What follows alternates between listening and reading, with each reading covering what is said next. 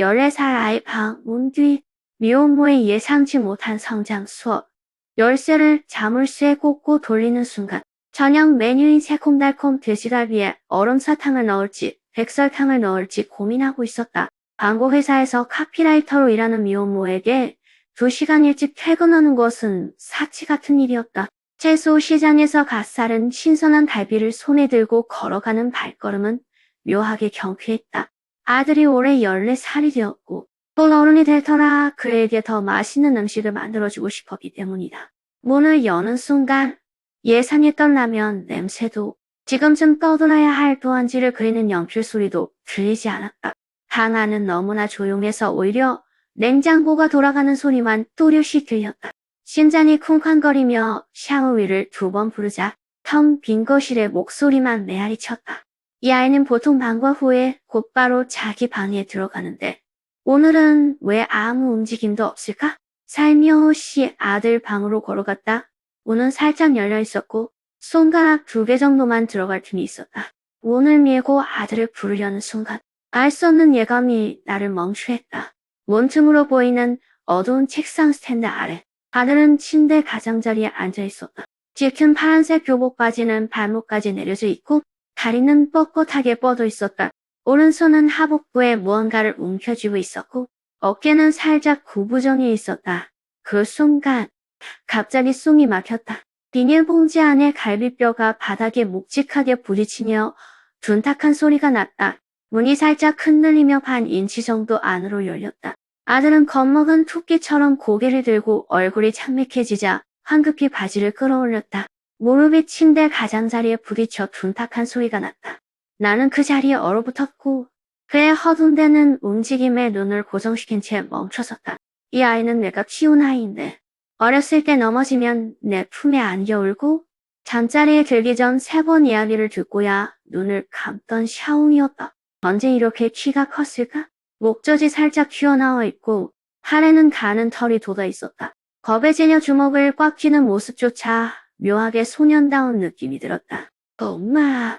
아직 목소리가 잠에서 깨어나지 못한 듯 쉰 목소리에 숨길 수 없는 두려움이 섞여 있었다. 왜? 입을 벌리자 목구멍에 손뭉치를 쑤셔 넣은 듯 답답했고 묻고 싶은 말이 가슴에 콕 박혀 있었다. 무슨 일인지 물어봐야 할까? 아니면 아무것도 못 본 척해야 할까? 수많은 기억이 머릿속을 스쳐 지나갔다. 아버지가 돌아가셨을 때 샤오위는 겨우 3살이었고 아버지의 초상화를 꼭 쥐고 놓지 않았다. 초등학교 때 아빠가 없다는 이유로 반 친구들에게 놀림을 받던 그는 집에 가서 이불 속에 숨어 울었었다. 중학교 1학년 월말고사에서 5번이나 떨어진 그는 붉어진 눈으로 엄마 미안해 라고 말했던 그때 그 장면들과 눈앞에서 공황 상태에 빠져 바지를 끌어올리는 남자아이의 모습이 겹쳐졌다. 무언가가 가슴을 쿡쿡 찌르는 듯했다. 저 일찍 퇴근했어요. 결국 내 입에서 나온 건 이 의미 없는 문장이었다. 그의 손등에 붉은 자국이 보였다. 방금 너무 꽉 쥔 탓인지 아니면 무언가에 부딪힌 건지 알 수 없었지만 갑자기 마음이 너무 아팠다. 그는 고개를 숙이고 신발 끝만 바라보았다. 이마에 머리카락이 흘러내려 눈을 가렸다. 그의 어깨는 여전히 살짝 덜고 있었다. 그때 침대 위에 놓인 물리 교과서가 눈에 띄었다. 37페이지의 모서리는 분명히 접혀 있었고 그 옆에는 다 먹지 않은 빵 반쪽이 놓여 있었다. 쉬는 시간에 숙제를 끝내려고 서둘렀을까? 아니면 점심 먹을 시간이 없었을까? 너 옷 먼저 입어. 돌아서서 나가고 싶었지만 발이 낙덩어리처럼 무거웠다. 싱글맘으로서 나는 오랫동안 아들을 잘 보호하고 싶었지만 아이들은 결국 어른이 되어야 한다는 사실을 잊고 있었다. 12살 때 첫 양요증을 알았을 때 아침에는 몰래 침대볼을 대야에 적셨다. 나는 못 본 척하고 조용히 빨래하러 가져갔다. 작년 생일 선물로 여자아이에게서 받은 공책은 책가방 밑바닥에 숨겨져 있었다. 방을 정리하다가 얼핏 봤지만 역시 못 본 척했다. 나는 항상 이런 것들은 남자아이들의 일이고 아이가 크면 자연스럽게 이해할 거라고 생각했지만 누가 아이에게 이해하도록 가르쳐야 할지 진지하게 생각해 본 적은 없었다. 엄마, 미안해요. 그가 갑자기 모기처럼 부드러운 목소리로 말했다. 진심이 아니었어. 그 말은 바늘처럼 내 가슴을 꿰뚫었다. 뒤돌아보니 그가 서 있었다. 그는 교복 자락을 손가락으로 비틀며 눈물을 글썽이고 있었다. 문득 그가 처음 유치원에 갔던 날이 떠올랐다. 그는 교실 문 앞에 서서 내 옷자락을 붙잡고 놓지 않으려 했다. 그때 나는 쪼그리고 앉아 그에게 말했다. 샤오이는 다 자랐어. 새로운 것에 스스로 맞서는 법을 배워야 해. 이제 내가 그의 성장을 마주할 차례였다. 이리 와. 나는 최대한 부드러운 목소리로 손을 흔들었다. 엄마한테 와. 그는 잠시 망설이다가 천천히 걸어왔다. 한 걸음 한 걸음이 솜을 받는 듯 가볍고 거먹었다. 나는 그를 침대 가장자리에 앉혔다.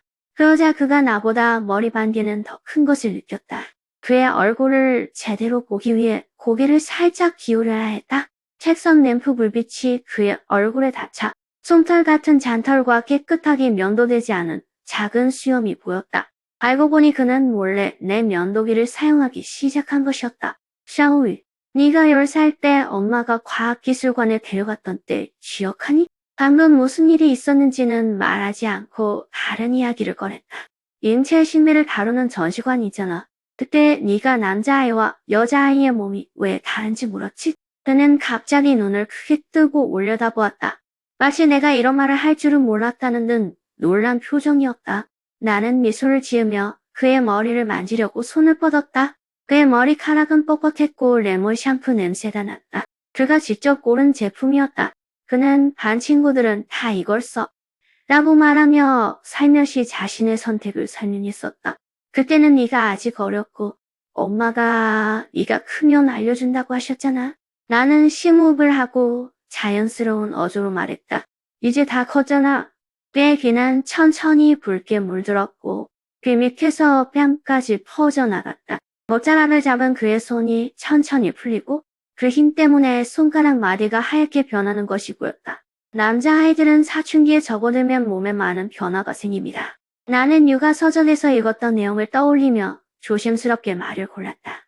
예를 들어 목소리가 굵어지고 수염이 나고 생식기가 발달합니다. 작은 나무가 자라 꽃이 피는 것처럼 이 모든 것은 정상적인 현상입니다. 누구나 겪는 일이죠.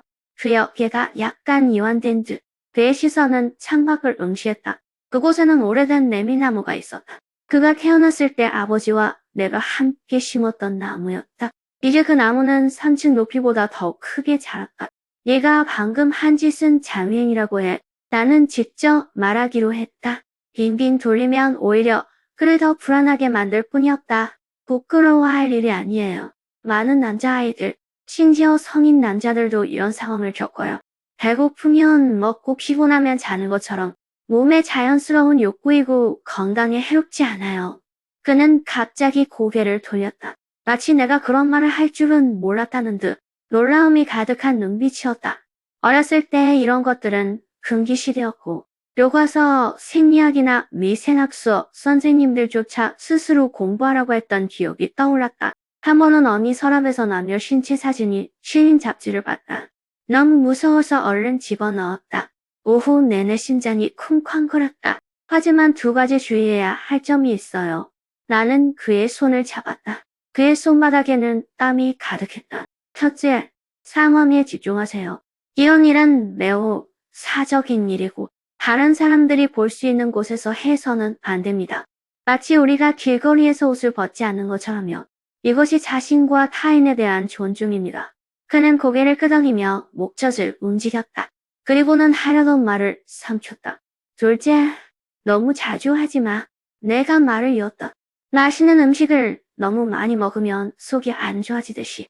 이것도 너무 많이 하면 기분이 나빠지고 수업 시간에 집중도 안 되고 잠도 못 잘 수 있어. 지금은 성장하고 지식을 배워야 하는 시기니까 스스로를 다스리는 법을 배워야 해.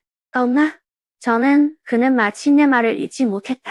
그의 목소리는 약간 목이 메어 있었다. 그냥 요즘 잠이 안 와요. 방금 숙제를 하다가 갑자기 알아요?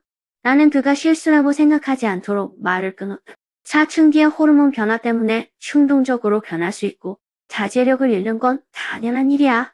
하지만 우리는 똑똑한 사람들이니까 몸을 관리하는 법을 배워야 하지 않겠어? 사탕을 너무 많이 먹으면 흉치가 생긴다는 걸 아는 것처럼 아무리 좋아해도 한 봉지를 다 먹지는 않을 거야. 그는 웃음을 터뜨렸지만 눈에는 여전히 눈물이 맺혀 있었고 입꼬리는 치켜 올라갔다. 그 익숙한 표정은 그가 어렸을 때의 모습을 떠올리게 했다. 넘어져 다치면 먼저 울다가 내가 건넨 사탕을 보면 바로 미소를 짓곤 했다. 사실 엄마가 네 나이쯤 되었을 땐 엄마도 많이 혼란스러워했어. 나는 너와 더 가까워지기 위해 내 경험을 몇 가지 공유하기로 했다. 그때만 남자애들은 항상 알아들을 수 없는 농담을 했고 여자애들은 몰래 연애 소설을 돌려 읽었어. 생리 중인 사람이 있으면 배 아픈 척하며 휴가를 요청했지. 우리 모두 그런 일들이 신비롭다고 생각했지만 어른들께 여쭤보기가 너무 부끄러워서 짐작만 할 수 있었어. 정말? 그는 마치 엄마도 사춘기를 겪었다는 사실을 처음 알게 된 듯 호기심에 눈을 크게 떴다. 당연하지. 나는 미소를 지으며 고개를 끄덕였다. 그때는 키스하면 임신이 된다고 생각해서 너무 무서워서 남자애들하고는 1m 정도 거리를 두었어요. 나중에 고등학교 때 생물 선생님이 생리학을 가르쳐 주시면서 제가 얼마나 어이가 없었는지 깨달았죠. 그는 어깨를 완전히 풀고씩 웃으며 제게 몸을 기울였다. 나는 그의 손을 잡아 손등에 붉은 자국을 살며시 문질렀다. 그러니 이해가 안 되는 게 있으면 엄마한테 물어보고 혼자 알아내지 마. 우리 몸의 모든 장기는 정말 놀라워. 그 장기들이 어떻게 작동하는지 이해해야만 우리는 스스로를 더 잘 보호할 수 있어. 그는 고개를 숙이고 손가락으로 침대 시트에 동그라미를 그렸다. 그럼 왜 이럴까? 가끔 TV에 나오는 여자애들을 보면 심장이 쿵쾅거리는데 예상보다 일찍 질문이